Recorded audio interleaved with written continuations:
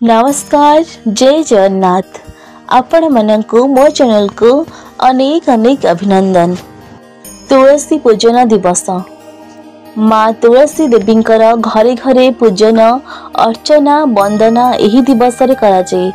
विष्णुप्रिया सी घरे घरे पूजिता पवित्र एहार पत्ररू मूर्तिका पर्यंत मूलरू एहार सबु तीर्थ पुणी पत्र देवता करती वास।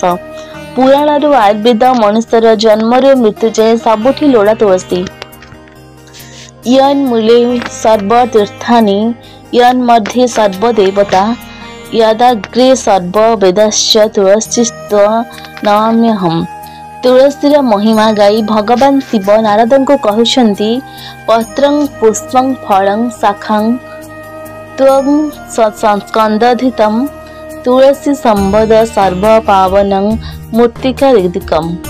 तुलसीर पत्र फूल फल शाखा गंडी और माटी सबु आदि सबु पवित्र अटे।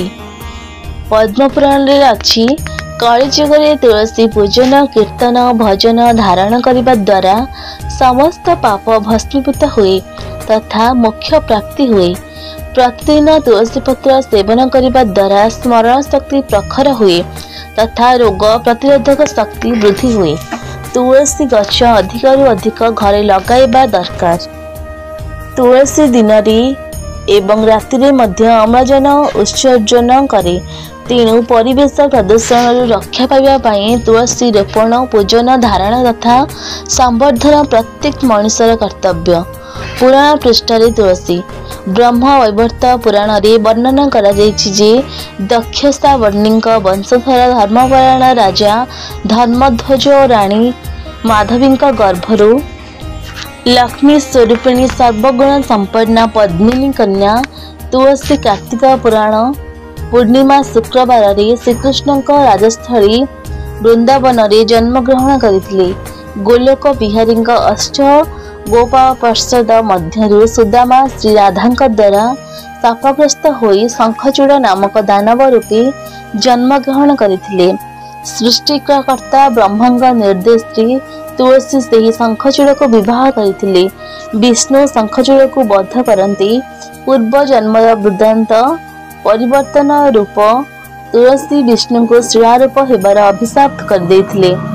मायाधर निर्देश रे तुलसी दिव्य स्वरूप ग्रहण करी तपस्यार फलस्वरूप गोलोक बिहारी सह वैकुंठ लक्ष्मी सह विष्णुप्रिय हो रहिले।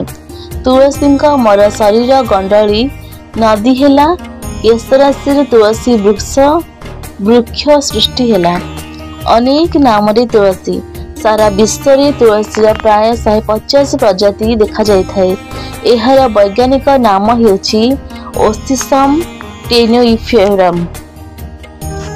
ओडिशा रे देखा जाय थाए सुगंध लंडा बगुली सुबासी कपूर कांति कपूर तुलसी गंगा तुलसी दुर्लभा वन तुलसी राम तुलसी श्री तुलसी श्याम तुलसी कला तुलसी आदि। हिंदू वेद अनुसार तुलसी वैष्णवी विष्णु वल्लभा हरिप्रिया विष्णु तुलसी आदि नाम रे परिचित। सबुज रंगर पत्र थिबा तुलसी श्री तुलसी और राम तुलसी नाम रे भी परिचित।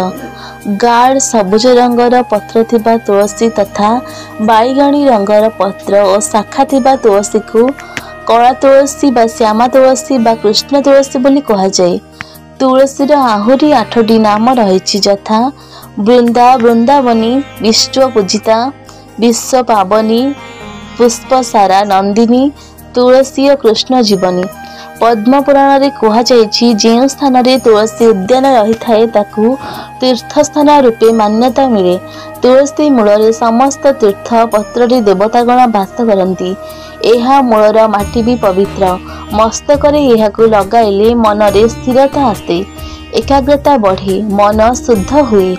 विश्वास रही जे पूर्णिमा अमावास्या द्वादशी संक्रांति मध्याह्न काल त्रिसंध्या औषध्य रात्रि पिंधिथिबा वस्त्र तैल लगाइबा परे तुलसी पत्र चयन कले श्रीहरि मस्तक छेदन परी होइथाए। तुलसी प्रिय महाप्रभु लीलामय ठाकुर श्री जगन्नाथ को रसिकराज कहुए। तांकर विभिन्न नीति और बेशरे भिन्न भिन्न रंग और बास्नार फूल लगी थाए।